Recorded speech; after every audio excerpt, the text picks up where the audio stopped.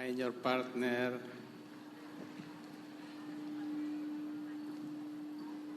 Kung nagsasabihin niyo sa partner mo, sabihin mo, you know that I love you.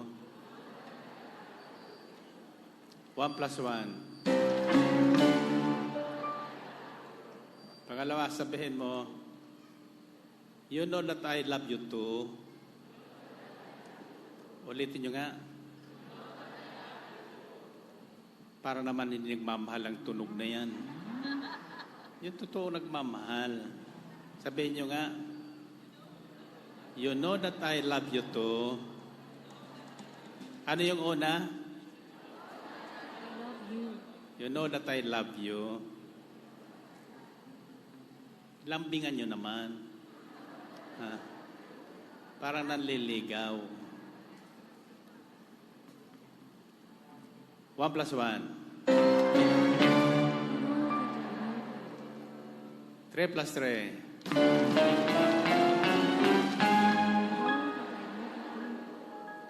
Totoo ba sinasabi nyo? Kung totoong mahal nyo ang partner nyo, anong huling sasabihin nyo? Balik tayo sa Sabado. 1 plus 1. 3 plus 3.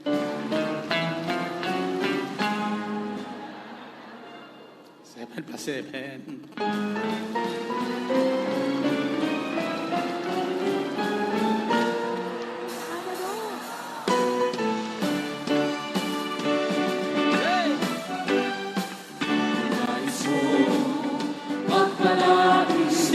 Simulan at tapusin ang gawain, at may mahalaga pang sasabihin ang punong likod natin. Sa mga panariang siya'y giginhawa ang ating buhay. Magbubuti ang kulay, uuwi tayo sabay-sabay. Taas ang mga kamay! Kaya't halina sama-sama, kayang siya ay sumapa.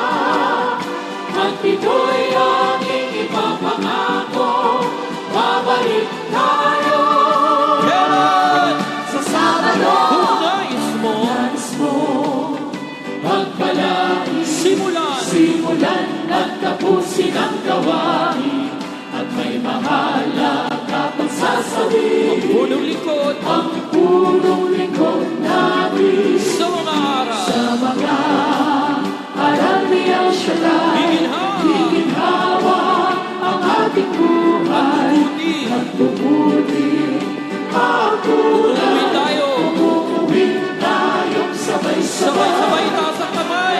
Halina sama-sama, kay El Shaddai ay sumama.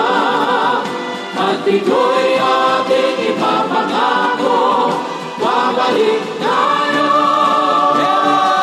sa Sabado. Nais mo,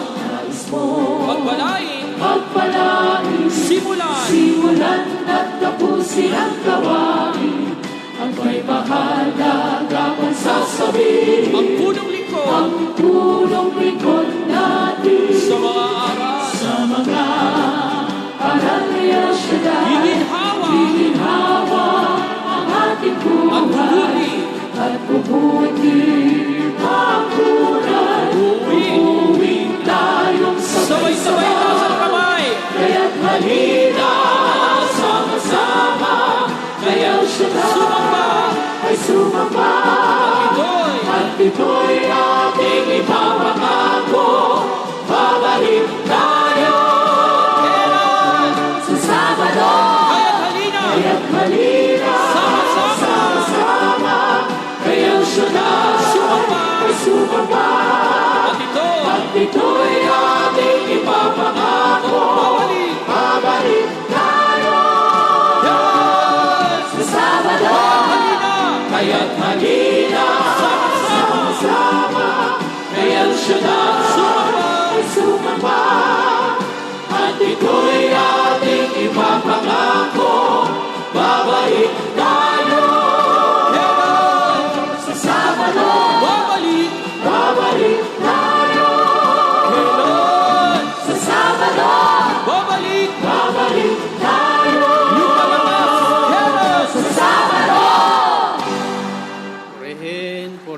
Panginoon. O, di walang makakaalis. Okay. Taas ating mga prayer request. Lahat ng iyong daladalahan. Yung mga hindi makakabalik Sabado, panoorin nyo na lang, sundan nyo na sa YouTube. Pero kasi dyan, aalis ngayong gabi, pauwi na sa New York, isa naman pauwi na sa Japan. Inuna muna nila yung bakasyon nila bago dumalik sa gawain. At least, bago umuwi, nadalo sa gawain. Amen ba? Kalimutan nyo ng lahat, huwag kakalimutan ang ating gawain. Sabihin nyo, Panginoon, alam kong hindi mo ako nalilimutan. Hindi mo ako pinababayaan. Bagamat ako'y madalas makalimot sa inyo. Sa ngalan ni Jesus, inaangkin ko ngayon na ang lahat ng aking kahilingan ay binigay nyo na. Binigay nyo na. At lahat ng aking karamdaman ay pinagaling nyo na sa ngalan ni Jesus. Amen. Amen. Kibaba ang inyong mga hawak kamay at balik ang kamay sa taas at sa bilang kong 3, yuyuko, hahawakan ng inyong kamay ang tuhod. At sasabihin nyo, tuhod. Susunod na tayo. 3 ulit yan ha. Ulitin nyo nga. Okay. 1, 2, 3.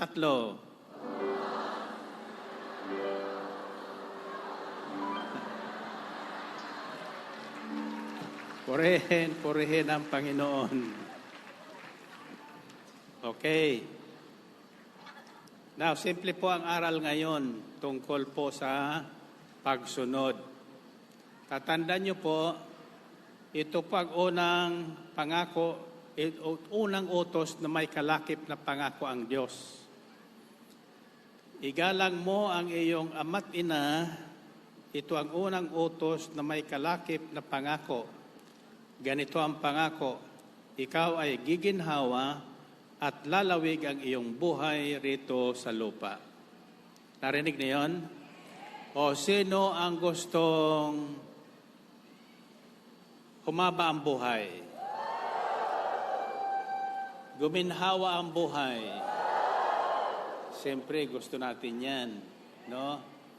So last night, I asked a question. What is the mystery of our faith? Well, of course, sa banal na misa, ito ang ating kinaginis na turo. The mystery of our faith is Jesus has died, Jesus is risen, Jesus will come again. My question is, why? Bakit? Bakit namatay, muling nabuhay, at muling babalik ang Panginoong Hesus dito sa atin sa lupa? Dahil sa kasalanan ng tao? Dahil sa pag-ibig ng Diyos. In other words, the mystery of our faith is love. God is love. And God Himself is a mystery. We do believe God exists, but we do not see Him. We do believe God answers prayer, but sometimes we do not pray. Amen ba? Now, my question is, how would you honor your father and mother? Paano nyo bibigyan ng karangalan ang inyong mga magulang? Ito ang unang utos na may kalakip na pangako. Pahabain ng Diyos ang iyong buhay dito sa lupa at giginhawa ka sa lahat ng panahon. giginhawa ka sa buhay. Kung mabigat ang pamumuhay mo ngayon at hindi na humahaba ang buhay natin ngayon, ang dahilan niyan ay winalang hiya natin ang ating mga magulang. Ang tanong ko ay paano natin mapaparangalan ang ating mga magulang? Sa pamagitan ng pagsunod. Pagsunod. Ang sasabihin mo, paano ko naman susundin ang tatay ko, Brother Mike? Sabihin niya sa akin, huwag kang maninigarilyo, pero nagpapausok ng sigarilyo. Ha? Huwag kang maglalasing, pero susuray-suray. Diba? Susundin o hindi susundin? Susundin pa rin. Kaya nga pinagbibilan niya, huwag kang maglalasing sapagkat alam niyang makasasama sa iyong ginagawa niya. So, hindi sinasabing yung ginagawa niya ang sundin niyo. Ang sinasabi sa Biblia, igalang niyo at sundin niyo ang inyong mga magulang. Sapagkat may pangako ang Diyos dito. Hahaba ang iyong buhay sa balat ng lupa at maginhawa sa lahat ng panahon. Dumaan man ang kahirapan, ikaw ay hindi mahihirapan. Dumaan mang kagipitan, mapagtatagumpayan mo ang lahat ng iyan. Amen ba? Iyan ang isang katangiang may pagyayabang ko sa inyo.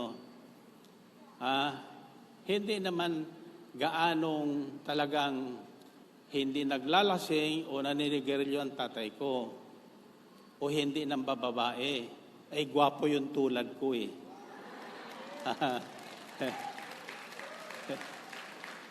Kaya, pero ang sinabi, tama yung sinabi ni Brother na ang bilin sa amin ay ganito. Gusto niyong pagpalain ng Diyos, gusto niyong humaba ang inyong buhay sa balat ng lupa, wika niya, huwag niyong gagawin ang 5 bagay na ito. Una, huwag kang maninigarilyo sapagkat makasasama sa iyo ang paninigarilyo. Nagsimula kang manigarilyo, sabi ngayon, ang paninigarilyo ay pinagbubuhatan ng kanser. So makasasama yon, di ba? Huwag kang maglalasing. Pero nakikita ko, naglalasing minsan ng tatay ko. Sinabi niya, huwag maglalasing sapagkat paglasing siya, umuwi pa rin sa amin. Pero siyempre nararamdaman niya yung hangover kinabukasan. Wala naman siyang ginagawang masama. Okay, so 2 na yon. Huwag kang maninigarilyo, huwag kang maglalasing. Pangatlo, huwag kang magsusugal. Lahat yan ay mga bisyo na maghahantong sa atin sa hindi mabuting kinabukasan. Nalaman nyo na ang nangyari sa Resort World. Wala pong sugarol na hindi na nayuaman. Galing po ko dyan sa sugalan. Ang problema ng mga sumusugal, hindi umaalis ng sugalan na panalo. Habang may pera, nandoon yan sa sugalan. Kaya sumusugal sila para patalo. Ako hindi. Nagsugal ako noon pero para manalo. Kaya magdadala akong kapital na 1,000. Pag natalo yung 1,000 ko, 1,000 lang talo ko. Uwi na ako. Pero pag tumama yung 1,000 ko, yung 1,000 ko, inaabot ng 100,000 yan. Kung kailan ka nananalo, saka tumaya ka ng malaki. Ito pang masugarol. Kung kailan nananalo, paunti-unti ang taya. Kung kailan tatalo, saka hahabulin yung talo niya. Sabi ni Sang Castilla, pwede ka magsugal, huwag mo lang habulin ang talo mo. Saka pag hinabol mo ang talo mo, mauubusan ka talaga. Pero walang talagang sugarol na hindi natalo. Amen ba? Kaya pinagbabawal yon sa akin ang huwag magsugal. Pang-apat, huwag kang manghihipo ng bestida ng may bestida na hindi ka handang pakasalan mo siya. Sapagkat nung panahon nila, bestida pa lang nahihipo ng lalaki, pakiramdam ng babae, nahubara na siya. Kailangan pakasalan mo na siya. Maria Clara ba? Nung panahon noon. Diba? Kaya, yun, apat na yun, iningatan ko yun. Iningatan ko yun. Yung panglima, hindi ko na matandaan. Kaya na ako'y nag-aaral, kami nasa silong sa lupa. Sa itaas namin second floor, puro babae, puro Bisaya. Kami naman doon sa sahig, sa silong, tabi ng baboyan, puro Bicolano. No? Mga tukso talaga itong mga babaeng itong mga tukso. Ang ginagawa nila, yung kanilang mga bestida at saka yung kanilang panloob, pag nilalabhan, doon sinasampay sa dinadaanan namin. Kaya ako naman nakayuko. Iwas na iwas ko sapagkat naalala ko yung bili ng tatay ko. Ay ang panglima pala, ito, huwag kang mangangako na hindi mo tutuparin. Ibig sabihin, tandaan mo, ang salita mo ay huhugi sa buhay mo. Either magdadala sa katagumpay o sa kapamakan. Don't you ever make a promise that you will not fulfill. Ang tawag nun sa Kastila, palabra de honor. Magkaroon ka ng palabra de honor, hindi ka maghihirap sa buhay sapagkat pagtitiwalaan ka ng iyong kapwa. Amen ba?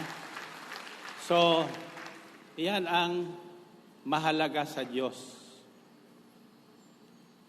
Hindi yung titingnan natin kung anong ginagawa ng tatay natin. Ang mahalaga yung utos ng Diyos. Igalang mo at parangalan mo ang iyong panggulang sapagkat yan ang unang utos na may kalakip na pangako ang Diyos. Ang Diyos ang nangako.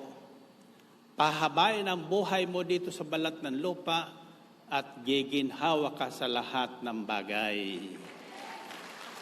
Amen? And the only way to honor your father and mother is to obey them. Sundin ang kanilang utos sapagkat walang magulang na mag-uutos na mapahamak o sa kapapahamak ng kanyang mga anak. Amen ba? Ganyan ang ating Diyos Ama. No?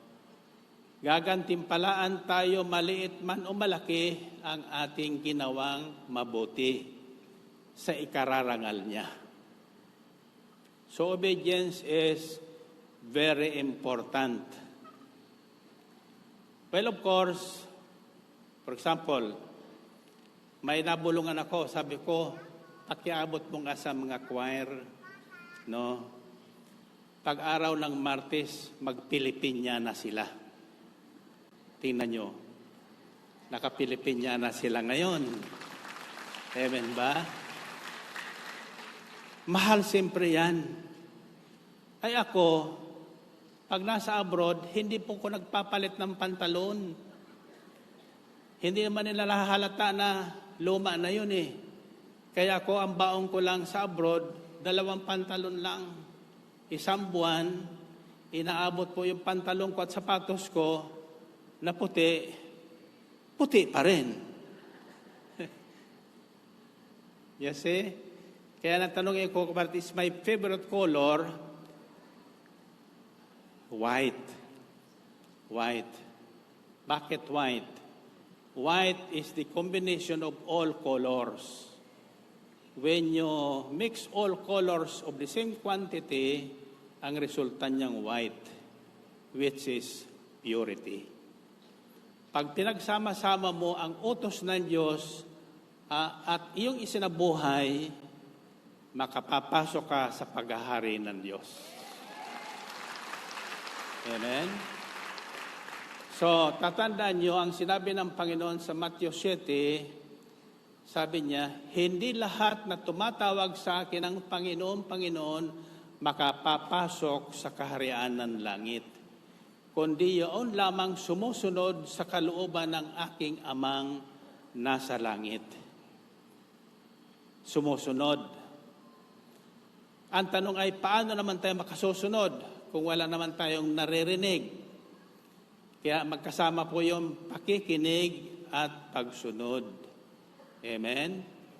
May mga kinikikinig, hindi naman sumusunod. Bakit, Brother Mike? Yung mga salbahe, yung mayaman.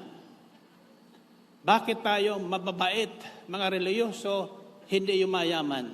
Alam niyo kung bakit? Hindi nila alam yung utos ng Diyos, pero sinusunod nila. For example, ano ang sinusunod nila na hindi nila alam na utos ng Diyos yun? Magbigay ka at bibigyan ka ng Diyos, hustong takal, siksik, liglig at umaapaw pa. Tanungin ko kayo, mayroon bang yumaman na hindi nagbigay?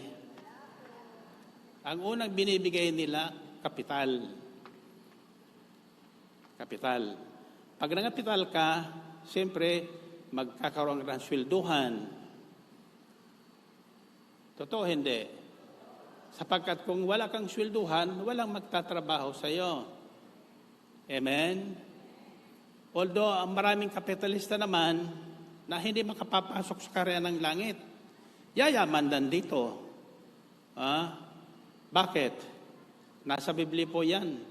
Anong tawag sa kanila ng Diyos? Yung nagpayaman na nagpayaman, pero hindi natutong mamigay. Lakasan nyo. Hangal.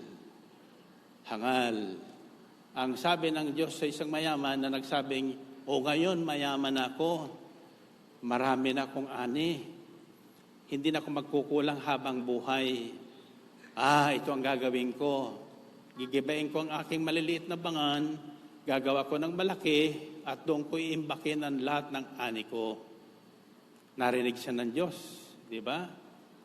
Gabi yun, ang sabi ng Diyos sa kanya, hangal, ngayong gabi babawiin kita ng buhay. Sino ang makikinabang ng nasa bangan mo? Ano sa tingin nyo? Nagising yung hangal? Hindi, nagising siya. Iyon ang tumakbo doon sa Panginoon na isang mayaman na nagtanong agad, Panginoon, ano po ang aking dapat gawin para ako magkaroon ng buhay na walang hanggan? Bakit siya gusto magkaroon ng buhay na walang hanggan? Dahil doon sa kayamanan. Walang maiwanan. Ang sabi ng Diyos, ang sabi ng Panginoong Kristo, ang sagot sa Kanya, bakit mo ako tinatawag na mabuti? Walang mabuti kundi ang Diyos. Walang mabuti kundi ang Diyos. So paano tayo magiging mabuti?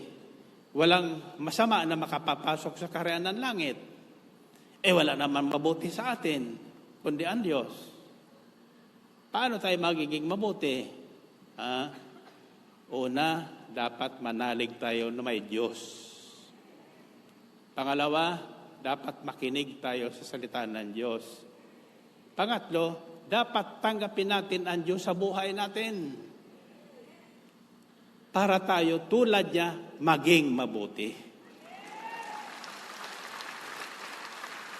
Nagiging mabuti tayo hindi sa ating sariling sikap, kundi dahil sa biyaya ng Diyos na tinanggap natin sa ating buhay.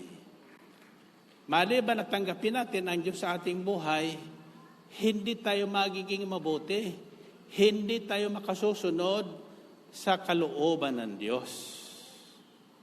So, life is a mystery. Our life is a mystery. Sabi sa Biblia, para tayong hamog sa umaga. Sa umaga, makikita mo ang hamog Pagsikat ng araw, kumikintab doon sa mga dahon. Pero mamaya-maya, wala na yon. Nag-evaporate na. Nag-disappear na. When we are going to disappear in this life, we don't know. Pero may pangako ang Diyos.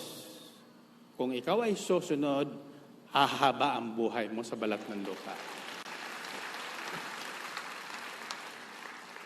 Giginhawa ka. Amen? Pag sinabi sa lupa, maaring sa Pilipinas, maaring sa Amerika, o saan ka man dalhin ng Panginoon. Tatandaan nyo, kinakala tayo ng Panginoon sa saan man lugar, una para hanapin natin siya doon.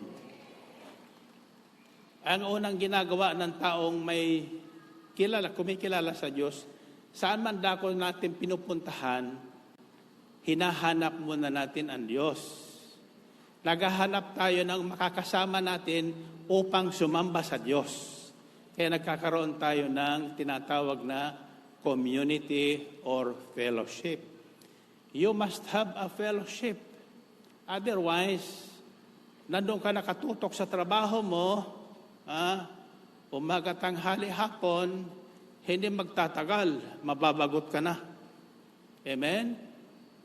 Pero pag mayroon kang ka-fellowship, laging kasama mo ang Diyos. Laging kasama mo ang Diyos. Paano niya, Brother Mike? Di ko alam kung saan may prayer meeting. Hahanapin mo nga eh. Ang sabi ng Diyos, pag hinanap niyo ako, ako'y inyong masusumpungan. Di ba sinabi ko na sa inyo, what is God's favorite game? Hide and seek. Bata pa tayo, mayroon tayo na hide and seek, di ba? Sabi niya doon sa Hebrews 11:6, it is impossible to please God. Without faith, it is impossible to please God. For everyone who seeks, who believes that God exists, must seek Him diligently. And He rewards those who seek Him. Ginagantimpalaan ng Diyos yung mga naghahanap sa Kanya. Hindi mo masusumpungan ng Diyos na mag-isa. Kailangan maghanap ka na mayroon Diyos din. Amen? Ang tanong ay, paano makilalang yung tao na may Diyos? Yan ang problema. Paano makilalang yung tao yun may Diyos? Ano sa Bicol? Kung Bicolano, sino Bicolano sa inyo dito? Yan. Laging inuuna doon, Diyos. Diyos marhay na aga. Diyos marhay na banggi.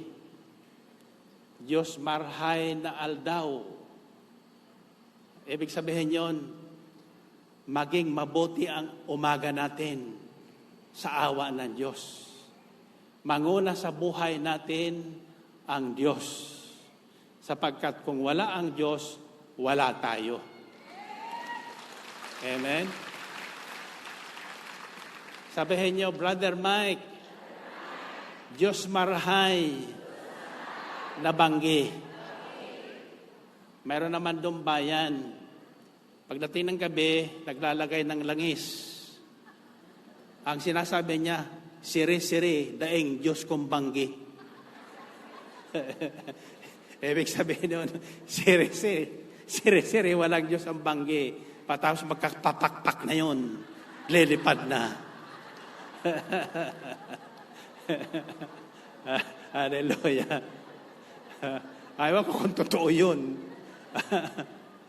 Wala mo nakakita noon. May sabi, ako'y naglumalaki, mahilig ko dyan sa mga chismis na yan. Sabi niya, huwag kang pupunta dyan sa puno ng baliting yan. Kako, bakit? Mayroon niya dyan mga taong hindi nakikita. No? May mga namamahayan niya dyan. Ako naman, syusero, pupuntahan ko yung puno ng baliti sa gabi. kakatukin ko yung photo. Photo. Yung pono. Yung pono. Sabi ko, Diyos marahay na bangge, may tao ba dyan? Wala namang kumikibo. Oh. Ang sabi ko sa mga kaibigan ko, sabi niyo, mayroon nagmumulto dyan paggabi. Hindi, sabi sa iba yun. Pero pag ikaw, hindi ka pwede multuhan. Kako, bakit naman? Ang pangit mo. Hallelujah. Nakakita naman kayo ng multo? Sino nakakita ng multo? Ha? Wala pa kayo nakita ng multo? Tira mo katabi mo.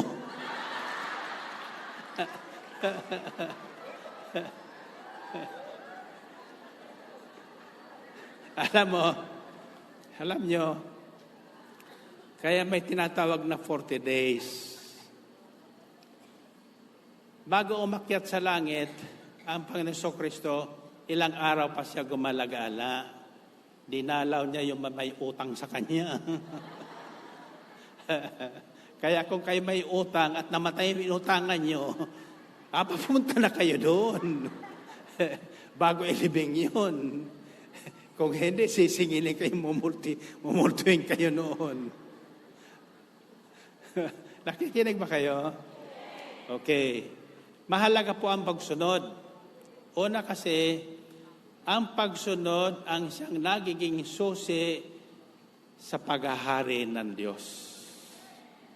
Kaya dito, sa El Shaddai, ang tawag sa atin dito mga uto-uto. Inuuto-uto ko na kayo. Pag sinabi kong palakpak, pag sinabi kong sigaw, mga uto-uto nga, no? Pero tinuturuan ko kayong sumunod. Paano niya naman susundin ang Diyos na hindi niyo nakikita? Aber? Diba? So pag nakasinayan na natin, hindi na mahirap gawin yun. Amen? Pero pag sinabi mong, uto-uto, pag uwi mo niyan, mananaginip ka. Pero pag sumunod ka, alam mo sa totoo lang, yung nagsisimula ito, ako rin nagtataka. May yung rally dyan sa harap ng istasyon, may nagpatuto doon, kumang na yung kamay. Alam mo yung kumang? Hindi, siguro may arthritis eh. Hindi niya maunat-unat yung kanyang mga daliri. Nakaganon eh. Ay sinabi ko, pumalakpak. Pumalakpak siya. Nang matuto siyang pumalakpak, matapos ang gawain, nagugulat siya. Nakaunat yung kayang mga daliri. Sa kapapalakpak, gumaling. Gumaling sa kapapalakpak. See? Kapag ikaw ay sumunod, kahit na anong sabihin ng tao, may gantimpala sa iyo ang Diyos. May biyaya kang tatanggapin sa Diyos. Pero huwag kayong tutulad kay Moses, ha?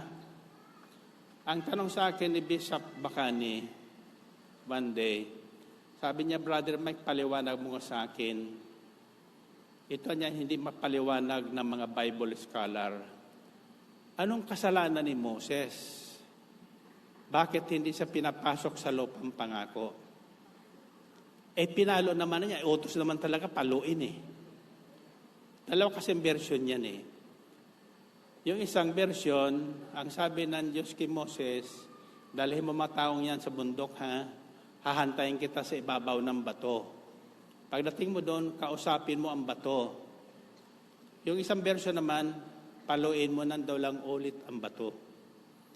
At lalabas ang tubig. Sa karireklamo ng mga Israelita, nainis na rin si Moses. Hindi lang sinasabi niya, nainis na rin. Maaring sa isip niya, wala to sa Biblia ha, aking insight lang ito. Maaring sa isip niya, alam mo kasi, Isiniisip pa lang natin, alam ng Diyos eh. Maring inisip niya, bakit pa ako aakyat sa bundok? Bakit hindi ka na magbigay ng tubig dito sa amin? Para maniwala ang mga taong to. Pero hindi sinabi ni Moses yun, ha? Kaya lang, siyempre nalayuan siguro doon sa bundok. Pagdating doon, pinalo ng malakas yung bato. Lumabas naman tubig. Then I found in the preceding verse after that strike, which says, dahil sa ginawa mo niyan, pinahiya mo sa mga tao, hindi ka makapapasok sa lupang pangako. Ano ang ginawa ni Moses? Iyon ang pagsunod na padabog. Padabog.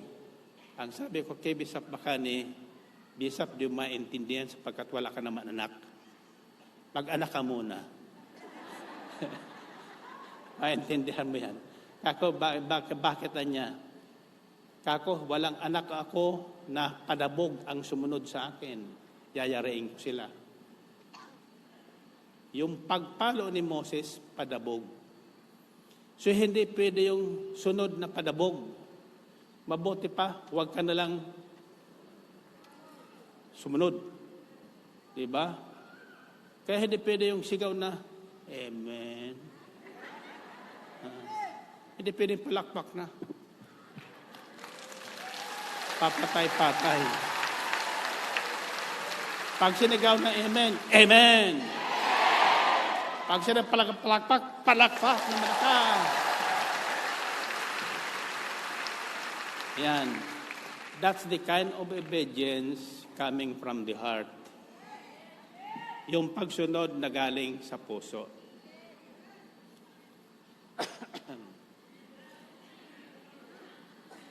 Pag gano'n na, ibig sabihin yan sa Sabado na.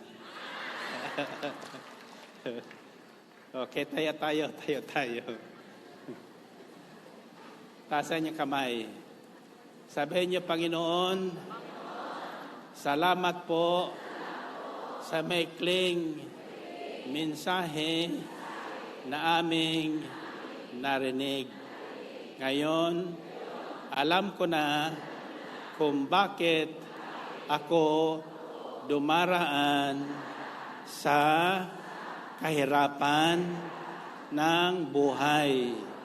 Dahil hindi ko pinarangalan ang aking mga magulang sa pamagitan ng pagsunod sa kanilang mga utos at tagubilin sa akin.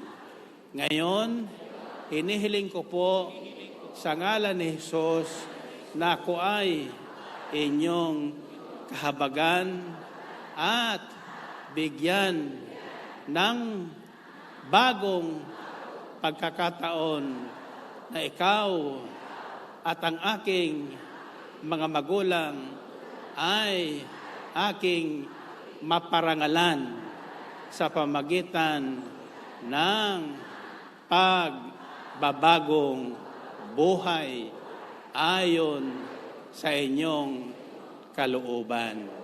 Sa ngalan ni Jesus. Amen. Amen. Okay, find your partner. Find your partner. Okay. Ang unang sasabihin sa partner mo, ngayon alam mo na. 1 plus 1.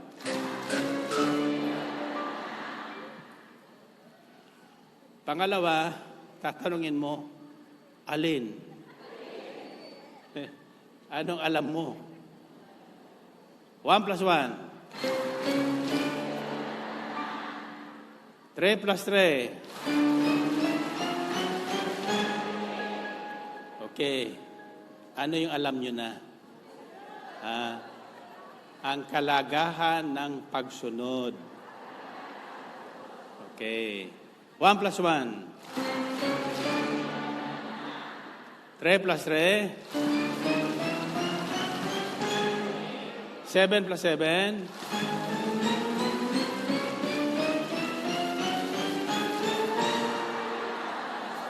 Okay, taas sa kamay, taas sa kamay, taas sa kamay. Sabi sa akin ni Secretary Villar kahapon sa parte, 3 years pa lang siyang married. Kayo pala, Brother Mike, 53 na. Ako 3 years pa lang. Ano po ang sekreto niyo? Sabi ko, Mark, always say yes to your wife. Huwag mo nang kukontrahin ng misis mo. Wala naman tayong panalo sa kanila. Amen ba? Always say yes. Later on, makikilala mo, tama pala sila o tama ka. Amen ba? Always say yes to your wife. Okay. Pagtapon ko sa inyo, ang isisigaw nyo, susunod na talaga ako. Ulitin nyo nga. Susunod na talaga ako. At kayo pag sumunod naman, laging pagpapalain.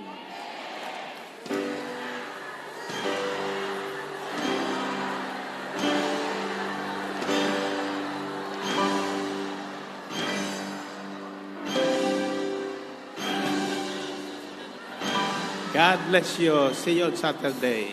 Salamat sa Diyos.